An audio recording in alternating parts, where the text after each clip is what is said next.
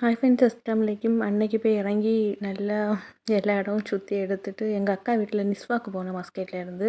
அது ஒரு மணிக்கு ஆச்சுது. ராத்திரி 1 மணிக்கு தான் போனோம். அதுக்கப்புறம் காலத்து எழும்புக்கு லேட் ஆகிடுச்சு, ஒரு 12 மணி.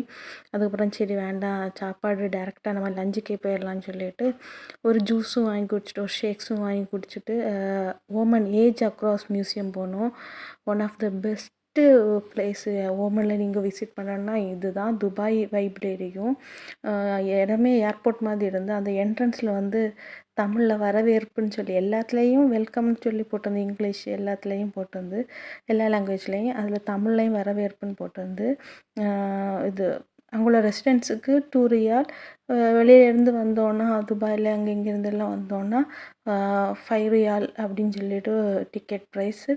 உள்ளே வந்து இது ஒமன் எப்படியெல்லாம் மிந்தி இருந்தது, என்னென்ன ட்ரெஸ்ஸு, அவங்க ஆர்மி ட்ரெஸ்ஸு, ஃபஸ்ட்டு யூஸ் பண்ண வெஹிக்கிளு எல்லாமே நம்ம எக்ஸ்ப்ளோர் பண்ணலாம். சூப்பராக இருக்கும். ஆனால் வந்து இதுக்கு நம்ம வந்து ஒரு 2 மணிக்கூர் ஒதுக்கணும். ஆனால் நாங்கள் வந்து படபடான்னு எல்லா இடம் போகணுமேன்னு சொல்லிட்டு கொஞ்ச நேரத்தில் எல்லாமே கவர் பண்ணிட்டு வந்துட்டோம். இது நான் எல்லாமே எடுத்து வச்சுருக்கேன். இன்ஷா அல்லாஹ் லாங் வீடியோ போடுறேன்.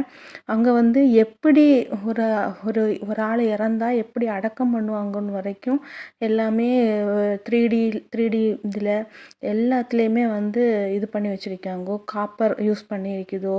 அதுக்கப்புறம் வந்து ஃபஸ்ட்டு வந்து அது நல்ல க்ரீன்லேண்டாக இருந்திருக்கு. அதுக்கப்புறம் தான் டெசர்ட்டாக மாறி இருக்கு.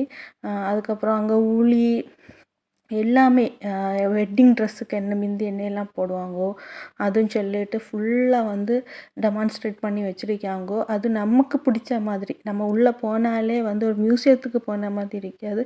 ஏதோ ஒரு புதுசாக ஒரு 3Dயில் பண்ணியிருக்கனால நம்ம பழைய காலத்தில் போன மாதிரியே இருக்கும். அங்கே நான் புதுசாக பார்த்தது வந்து பாத் டப் இருந்தது.